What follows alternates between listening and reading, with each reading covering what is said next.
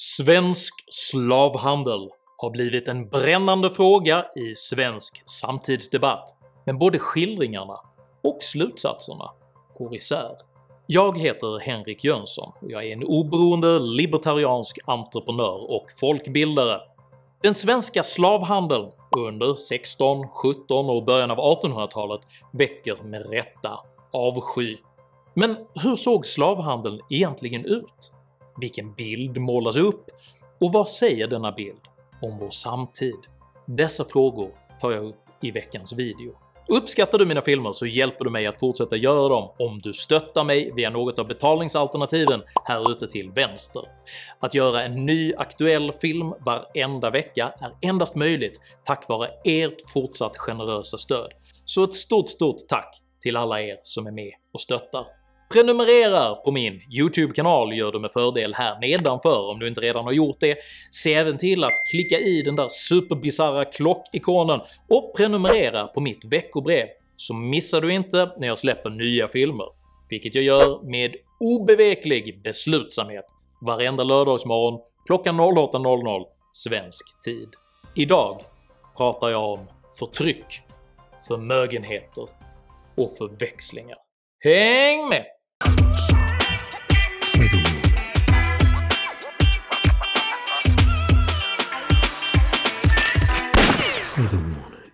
Den som förnekar andra frihet förtjänar den inte själv, löd en av president Abraham Lincolns mest slagkraftiga deviser under de politiska strider som föregick slaveriets avskaffande i Amerika. Frihetsfrågan är alltjämt central i samtalet om den mänskliga civilisationen och dess komplexitet skönjs genom de många uttryck den tar.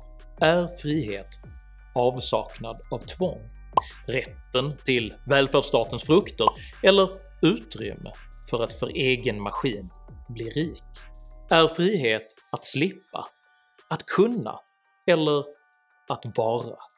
Om dessa definitioner tvistar de lärde sedan tidernas begynnelse, men klart för alla och envar är att slaveri är ett av de mest barbariska övergrepp som en människa kan utsättas för.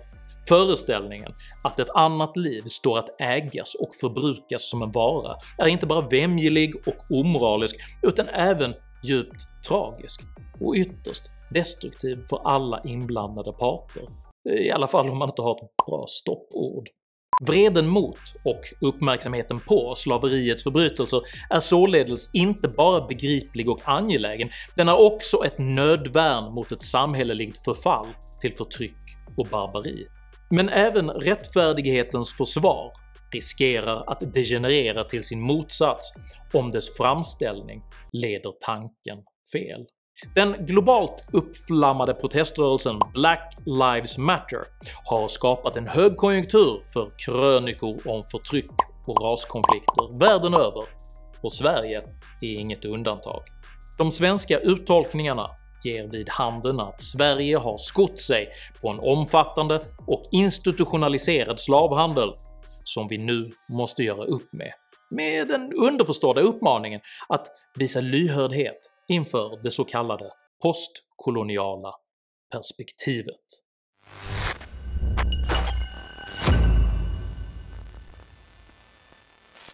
Postkolonial teori är ett forskningsfält som studerar den europeiska kolonialismens kvarvarande effekter. Ambitionen är att härleda olika typer av samhällsproblem till förtryckande maktstrukturer som upprättades under kolonialväldet. Många postkoloniala analyser bygger på marxistisk teoribildning och har stora likheter med de tankefigurer som framförs inom postmodern och poststrukturalistisk samhällsteori.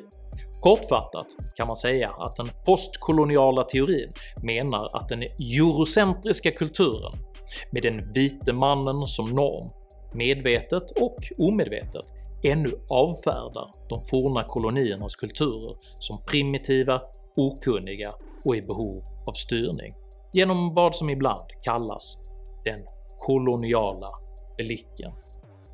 Den indisk-engelske professorn Sudhanshu Kumar beskriver i sin uppsats “Politics of Cultural Dehumanization” syftet med postkoloniala studier som “Syftet med postkoloniala studier är att redogöra för och att bekämpa de kvarvarande effekterna av kolonialismen på de folk som en gång styrdes av moderlandet. Postkolonialismens syfte är alltså enligt Kumar inte att i första hand inhämta kunskap, utan att redogöra för och bekämpa oönskade attityder, vilket gör detta forskningsfält uttalat aktivistiskt i högre grad än analytiskt. Samtidigt framhåller undersökningen World Values Survey Sverige som världens i särklass minst rasistiska land, tätt följt av bland annat de forna kolonialmakterna USA och Storbritannien. Detta förmildrar på inget sätt de groteska övergrepp som kolonialmakterna har utövat, men försvaret för de västerländska demokratiernas tolerans hänger på att inte i välmening ge vika för identitetspolitiska och kollektivistiska verklighetsbeskrivningar som riskerar att slänga ut den toleranta babyn med det apologetiska badvattnet. För att rätta till några vanliga missuppfattningar har jag därför gått igenom ett par populära debattkrönikor på detta ämne och jämfört dem med tillgänglig historieforskning. Nu, mina damer och herrar, är det dags för det olönsamma förtryckets historia.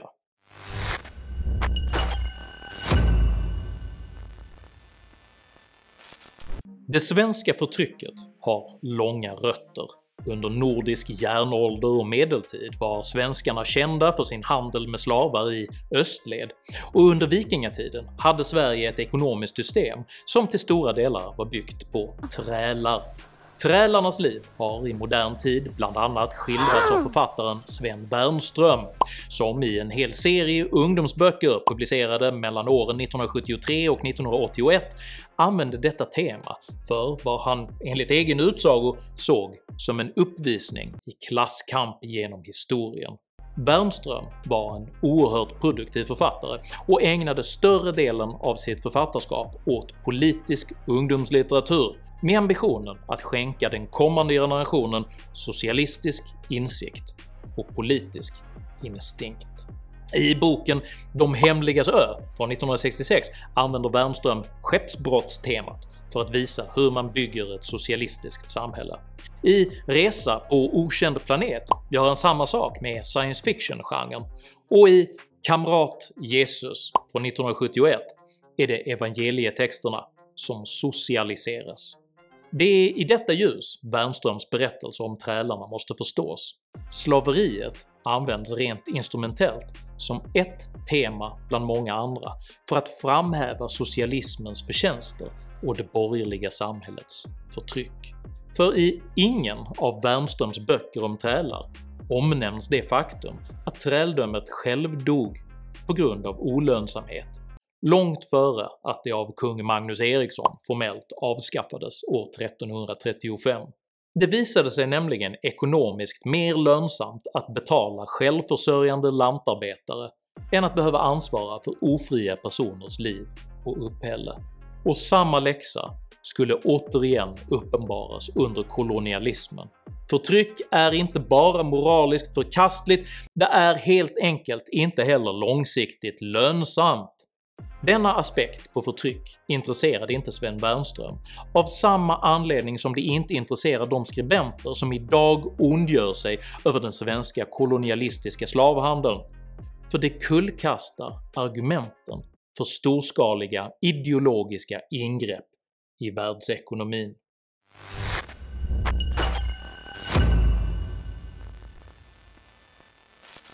Den första svenska koloniala slavhandeln pågick under en period på 13 år och bedrevs mellan 1650 och 1663 av den holländska handelsmannen Louis de Geer. Slavhandel var redan då förbjudet i Sverige, men staten saknade rättsliga redskap för att förhindra enskilda verksamheter från att bedriva handel i andra delar av världen i enlighet med lokala lagar. De Geer skickade 1646 ett svenskt fartyg lastat med vapen, verktyg och ylle till Nigeria, där varorna byttes mot elfenben, bomull och 200 slavar. Denna last gick sedan vidare till västindiska Barbados, där den i sin tur byttes mot socker, vilket skapade en enorm vinst när det såldes på den europeiska marknaden. För att förstå lönsamhetsaspekten här kan man föreställa sig en byteshandel där man på mer eller mindre laglig väg kunde förvandla 1 ton lump till 1 ton kokain eller någonting liknande i modern tid. Detta drog till sig politisk uppmärksamhet, och i hopp om betydande tull- och skatteintäkter gav drottning Kristina de Geer tillstånd att bilda det privatägda företaget Afrikakompaniet. Afrikakompaniet försökte under en period att upprepa den inledande handelsframgången genom att bedriva slavhandel med krigsfångar som man köpte från sin besittning i Cabo Corso på Guldkusten. Afrikakompaniet misslyckades dock med att nå köpare för dessa slavar i Amerika, vilket ledde till att man snabbt övergav slavhandeln för att istället fokusera på bilateral varuhandel direkt mellan Sverige och Afrika. 1663 förlorade man slutligen besittningen i Cabo Corso till Holland, vilket markerade slutpunkten för de svenska handelsförbindelserna med Afrika. Under Afrikakompaniets 13 aktiva år kan man beräkna att de totalt medverkade till försäljning av några hundratal slavar, men det kvarstår en del arkivforskning för att fastställa det exakta resultatet. 120 år senare gjordes nästa försök. Den svenska kronan hade noterat de mycket stora vinster som neutrala frihamnar i Västindien hade gjort under det nordamerikanska frihetskriget. Med ambitionen att ta del av dessa vinster lyckades Gustav III år 1784 byta till sig den lilla ön Saint-Barthélemy från Frankrike i utbyte mot att fransmännen fick handelsrättigheter i Göteborg. Ett nytt bolag upprättades under namnet Västindiska kompaniet, vari kungen själv var delägare. Det Västindiska kompaniet agerade frihamn för alla möjliga typer av varor, och det skulle dröja 20 år innan företaget även började laborera med småskalig slavhandel. Emory University i Atlanta har i sin stora Transatlantic Slave Trade Database gjort världens mest omfattande kartläggning av den transatlantiska slavhandeln. Man har i denna databas loggat alla kända slavtransporter som ägde rum från 1600-talet fram till 1800-talets mitt. Av de totalt 36 110 identifierade transporterna gick endast 16 under svensk flagg. Den svenska delen av den transatlantiska slavhandeln uppgick således till mindre än en halv promille av den sammanlagda volymen, och var så minimal att Sverige inte förrän alldeles nyligen ens gick att söka på i databasen. Som slavhandelsnation var Sverige ingenting annat än ett fullständigt fiasko. We haven't made any money! Intäkterna från den för Sverige olönsamma slavhandeln upphörde definitivt 1813, då all slavhandel förbjöds inom det svenska rikets besittningar. Saint-Barthélemy utgjorde sammantaget en ekonomisk belastning för den svenska kronan, då ständiga bidrag måste betalas ut för att hålla ön på fötter. Öns kvarvarande befolkning, huvudsakligen engelsmän och fransmän som ägde egna slavar, fasade gradvis ut dessa genom frigivningar. En proposition för det slutliga avskaffandet av slavar på Saint-Barthélemy gick genom riksdagen år 1844, och 3 år senare sköt man till kapital för att lösa ut de kvarvarande 523 slavarna från sina franska och brittiska ägare. Och med detta avslutades ett beklagligt kapitel i den svenska historien. Kännetecknande för den svenska slavhandeln var dess begränsade omfattning, dess olönsamhet samt att den aldrig bedrevs av den svenska staten utan endast genom privata företag. Sammantaget tyder det mesta på att slavhandeln som helhet, precis som Sveriges övriga kolonier, var en förlustaffär. För varken under träldom eller kolonialism är förtryck lönsamt.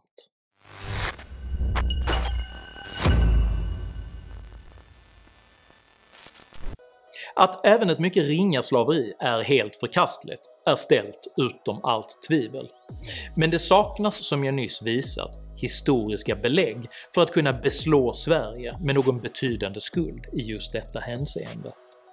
Bilden av ett förskräckligt förtryckande svenskt förflutet är alltså svår att skapa, men är ur postkolonialt perspektiv nödvändig för att kunna inkludera Sverige i sin kritik. Längst i just denna ambition går kvällstidningen Expressens eldfängda kulturskribent Bilan Osman, som anför att Sverige tillsammans med Danmark skeppade 100 000 slavar till Amerika. Detta är en sanning med en mycket stor modifikation. Privatägda svenska fartyg skeppade totalt sett 1704 slavar till Amerika, medan danska fartyg skeppade över 100 000. Jämförelsen är ungefär som att göra ett skånskt källarföretag som utvecklat en webbläsar-plugin för Google Chrome ansvariga för företaget Googles inflytande på världsekonomin. Det är tekniskt möjligt att framställa det på detta vis, men det är uppsåtligen missledande. Expressen-krönikören Lars Lindström, tidigare mest känd för sin framåtlutade hållning i modefrågor, vill inte heller missa det postkoloniala tåget. Han gör en rewrite på en SVT-text om Sveriges slavhistoria från 2013, men tillfogar även en skildring av slaveriets vidrighet som han hämtat ur den skönlitterära boken 1794, med slutpläderingen “Vi vet att det var så. Vi borde ta chansen nu, förkovra oss och offentligt säga förlåt.” Popjournalisten Jan Gradvall skriver konstigt nog samma text som Lindström, men byter ut skönlitteraturen mot en uppmaning att svensk TV borde göra en version av New York Times satsning The 1619 Project. The 1619 Project är en Times-satsning som inleddes 2019 med syftet att skildra det amerikanska slaveriets historia. Projektet tilldelades 2020 års Pulitzerpris, men har samtidigt sågats som kontrafaktisk historierevisionism av många historiker. Påståendet att det amerikanska frihetskriget mot britterna till exempel inleddes för att försvara slaveriet är direkt felaktigt och publicerades trots projektets egna faktagranskares invändningar. Detta är inte att förminska slaveriets fasor, eller den kritik som bör riktas mot företeelser som dessa, men tvärtom bidrar överdrifter, cherrypicking och rena falsarier till att underminera en legitim och vederhäftig kritik. Detta är konsekvensen av ett forskningsfält som självdefinierar som aktivistiskt i högre grad än som analytiskt. Den gemensamma nämnaren för all denna kritik är nämligen ambitionen att kollektivt skuldbelägga samhällsgrupper som anses privilegierade. De västerländska samhällenas välstånd påstås felaktigt springa ur förtryck och stöld, med målet att den postkoloniala teorins marxistiska modeller legitimt ska kunna tillämpas för att ingripa i det ekonomiska systemet och korrigera förtryckets orättvisor. Men oavsett om du kallar dig själv för poststrukturalist och bekämpar könsnormer, postmodernist och slåss för den intersektionella maktanalysen, eller om du beskriver dig som postkolonial teoretiker i kamp mot den koloniala blicken, så är det alltid samma gamla marxism som ligger och väntar under ytan. Och marxismen har historiskt aldrig åstadkommit något annat än fattigdom, övergrepp och folkmord, vilket är precis de orättvisor som dess företrädare säger sig vilja bekämpa. För den som i sanning vill förhindra förtryckets fasor bör bekämpa just de kollektivistiska tankefigurer som indelar människor i olika grupper med olika rättigheter och istället verka för en fri marknad med fritt ägande och med fria individer. Tycker du att individuell konstruktivitet är viktigare än kollektivt skuldbeläggande? I så fall så tycker jag att du ska dela den här videon med dina vänner, och varför inte prenumerera på min YouTube-kanal när du ändå är igång? Har du egna perspektiv på förtryck och hur det kan undvikas? Dela i så fall gärna med dig av dina erfarenheter i kommentarsfältet här nedanför. Jag uppskattar alla respektfulla kommentarer. Men var snälla och håll er till ämnet, och var alltid artiga mot varandra, även mot era meningsmotståndare. Jag accepterar inte rasism, aggression eller personpåhopp i mina idédrivna kommentarsfält. Tack för att ni respekterar detta. Jag heter Henrik Jönsson och jag betraktar laissez-faire kapitalism som förtryckets bästa motmedel. Tack för mig och tack för att ni har lyssnat.